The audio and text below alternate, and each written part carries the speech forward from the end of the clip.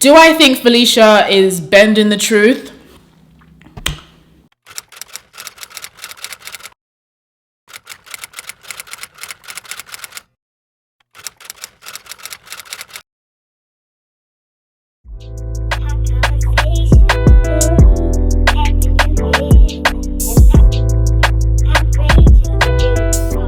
Hey guys, welcome back to my channel. I hope you guys are good and I hope you're well. So today I thought to bring back my makeup and gist segment because it's been a while since I've done this and I have missed them. I'll go into why I stopped doing them in another video, but just to intro this video, this is a makeup and gist about the drama with the bridal podcast, talking about their bad experience with ALONUKO. It's messy, it's messy. I hope you guys enjoy. Grab some tea, grab some biscuits, grab a snack, and let's have a little chin wag whilst I do my makeup. Basically, there's this podcast called The Bride's Room, which I really love because it helped me as a single person understand what planning a wedding entails and just everything that has to do with bridal entails. And it's been very insightful, very helpful. Big up to Aisha for starting the podcast. Amazing podcast. Recently, she had a guest on.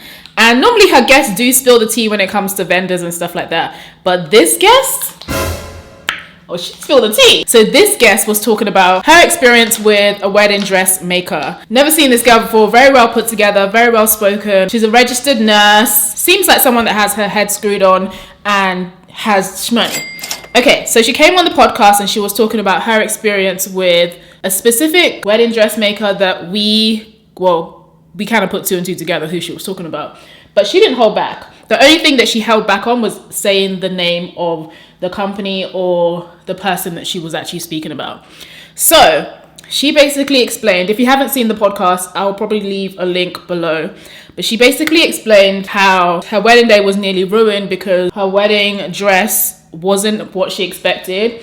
And she didn't get good customer service from the wedding dressmaker and a host of other things. And of course the internet did its thing and figured out who she was talking about. And unfortunately, she was talking about ALONUKO.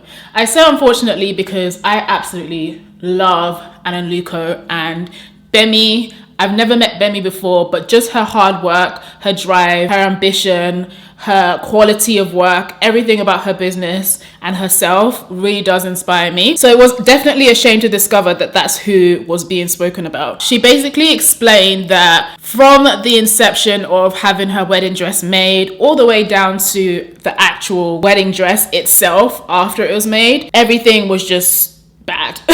Like, from the customer service to the price to the sketch, she called it a 1D sketch, to just the way she was spoken to, everything was really bad. And to be honest, this is the first time I've ever heard anything negative when it comes to Bemi or ALONUKO as a business itself. So I was definitely shocked when I was watching this. I'm trying to tell the story in order, but she ordered a bespoke dress from ALONUKO, and the bespoke dress came up to 21,000 Great British pounds.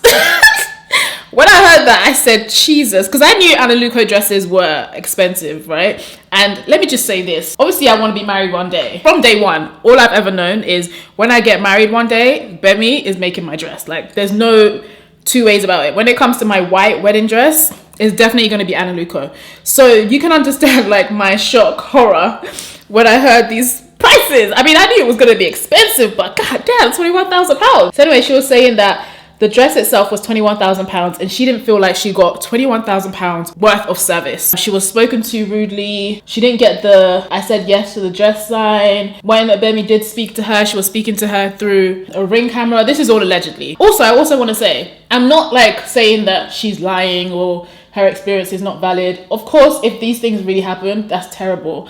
And I do feel bad for her and the situation because it's already stressful enough planning a wedding and then having like the wedding dressmaker of your dreams not reach the expectations that you were expecting. But we have to look at this from two sides. I feel like there's two sides to every story. And yes, that may have been her experience, But reality and perception are two different things. So for example, when she mentioned in the podcast that when she came to the studio, she finally met Bemi and she was like talking to her and stuff, and her responses were very dry. Like when she would say hi, she'd be like, hi. I mean, that's definitely your perception of things. Whether or not it actually happened like that is a different story. Then again, I'm not saying that she's lying. I'm just saying that's how she took being spoken to, you know? For example, like I said, I've never met Bemi before. We do follow each other on Instagram, but I'm not her friend. I don't know her from anywhere, like literally from anywhere. But I can tell that just from the way she speaks, I can tell that someone who doesn't know her might not appreciate the way she speaks. And that doesn't mean she's a bad person. I just feel like she's very assertive in the way she speaks, and it might come across rude. That's how I see it, right? How Felicia might seen it was just straight rude. So even for example with me, I didn't grow up in London, and I found that when I finally flew the nest and I went to university and I socialized with people that were from London, the way they spoke and the way they interacted with each other for me was just weird, because it came across like they didn't like each other. But I think that's just what they're used to and how they're used to speaking. So when she was explaining that Bemi was like very dry with her, that might well have been true. But from what I've observed, the way Bemi speaks to other people might come across like it's just rude. But I think that's just her manner of speaking. The lady claims that the dress was £21,000 and she charged her £500. I can't remember the exact numbers. She charged her ridiculous amounts for the consultation and a sketch. That's the gist of the story. Bemi didn't necessarily say anything back in defense of this, but she did post, well, I don't know if it was her, but her team posted on ALONUKO's page, the wand for my concealer has broken and I don't want to get my hands dirty, so hence me using a tissue.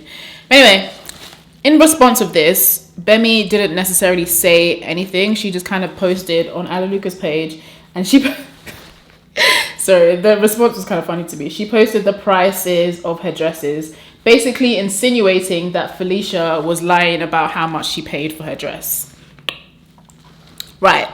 So apparently the price for like ready-made kind of dresses with tweaks is roughly around £6,000. But according to the podcast, Felicia kept she kept saying that she paid £21,000 for the dress. So ALONUKO are basically implying that she did not actually pay £21,000 for the dress. £21,000 was invoiced to her based on the fact that she said she wanted a bespoke dress, but it seems like she ended up going for a ready-made dress. I might be getting this wrong, but you kind of get the gist. It seems like she went for a dress that was already in a collection, basically, which is £6,000 and not £21,000. However, Felicia came on TikTok Live, I think it was like maybe the day after, with receipts saying that she did end up actually paying £21,000 after the fees and everything else added up. So we don't know who's telling the truth here. Who knows? Do I think Felicia is bending the truth? I don't know. I wasn't there. I can't say.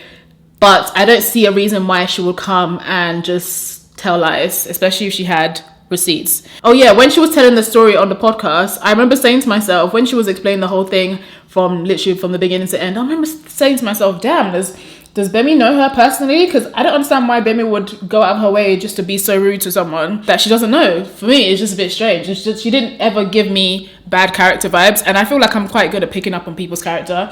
Bemi's never given me a reason to feel like she's a weird, dodgy or mean kind of girl. To me, this is just my personal experience. I've never got the vibe that Bemi's a mean girl or she's rude. I've never got that vibe. So yeah, I was questioning myself. I'm like, why would she just choose to be horrible to this person? I went to the comments on Felicia's page, and there were loads of comments as well as screenshots on Felicia's page of people explaining their bad experience with Bemi and her customer service in the past.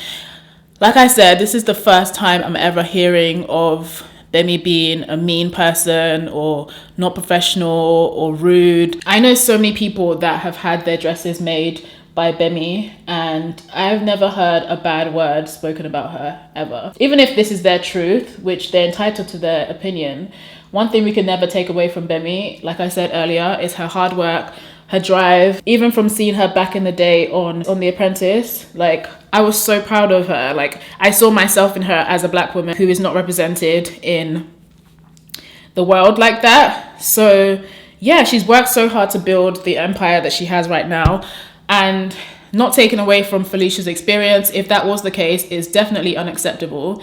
And I feel like ALONUKO should take some accountability for the lady's experience of bad customer service. But, you know, unfortunately, sometimes people do extend the truth. So yeah, it's such a sticky one for me. One thing, I'm not gonna lie, those dresses, as much as I'm hearing this, I can't lie, ALONUKO is up there with dressmakers for me. And I've seen her dresses in person and they are stunning. Like, stunning. So unless there's somebody that's going to be better than ALONUKO that's come out when I'm getting married, it's still going to be ALONUKO. I'm so sorry. I'm sorry about it. It's still going to be ALONUKO because I've dreamt of those dresses for too long for me not to. It's a shame that this was someone's experience. I'm a bit confused. So when she said that the dress came in just any bag and it had red thread and it had pins and all that kind of stuff in it, personally, this is how I saw it, right? As much as, yes, the dress should not have come like that, I'm a bit confused because, so how did you fix it on the day? I don't know, I just have so many questions. Like, some things just don't really add up. She said it came with red thread. I don't want to be that girl. Yes, that's a terrible thing to happen to you on your wedding day, but you can take the red thread out. You can take it out. It's not that serious. But I get it. It's the service and it's what you paid for. We don't know what really happened. We're just getting the story from one side. And I think it's important to understand, as much as, yes, that person has every right to explain how she felt, it doesn't mean that we shouldn't consider that there is a different side to how Bemi or ALONUKO as a team perceived the situation from their view. So yeah, it doesn't now mean that we should now cancel ALONUKO and I'm not using her for my wedding. That was one person's experience. And not just that, no company or no brand is completely perfect. You're going to have customers that don't enjoy your service. You're going to have customers that don't enjoy their experience with you, and that's completely normal. I would find it really weird if you have 0 negative reviews. And yeah, even if she did have negative reviews in the past, it's completely normal. Does it make it okay? No. She should definitely work on trying to improve her service. If this is what people are repeatedly saying about you, then it definitely means there's something wrong with the way you construct your business. But I don't think that everyone should just take everything that they've seen and heard from this person and just completely run with it. You should try and use your own brain and use your own discernment. And God forbid, if this is your experience when you're married, then at least you have your experience to warn somebody else. But do I think you should completely just roll out ALONUKO and say, yeah, that's it with her, no one should buy from her, I think that's just completely wrong, because it's crazy. Every single business, every single brand has negative reviews. Not everyone that you come across is going to like you. That's just the reality of life. Yeah, that's how I feel about the whole situation. But again, big up to the bride. I was going to say the shade room. The Bride's Room. It's actually a really good name. For her podcast, I've learned so much when it comes to weddings and planning and everything bridal. It's so nice to hear different experiences from different people when it comes to wedding planning. And hopefully this is the one and only bad review I'm gonna hear about ALONUKO. If it's 3, 4, 5, then I'm gonna have to reconsider my my dress options, because people are not saying the same thing for no reason. So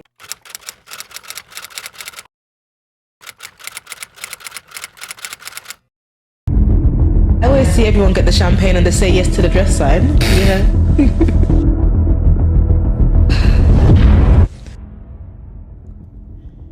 I am aware of the recent allegations being spread online about my brand ALONUKO. I initially had no intention of publicly addressing this, but due to the extent and gravity of the lies, I have no other option but to defend the reputation and integrity of my brand.